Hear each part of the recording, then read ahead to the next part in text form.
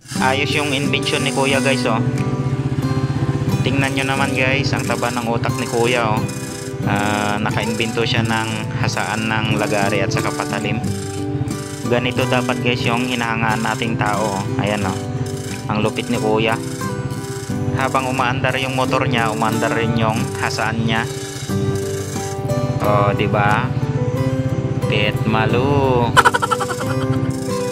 At least lumalaban siya ng patas at nagtatrabaho ng maayos na walang tinatapakang tao. O, di ba? Para-paraan lang 'yan, guys, at saka diskarte kaysa sa wala. At saka nakausap na rin natin si kuya na nagbabahay-bahay nga siya para lang makapaghasa ng lagari at saka patalim. Tingnan nyo naman guys, nakarami na si kuya oh. Ayan, God bless you sa'yo kuya, ingat palagi.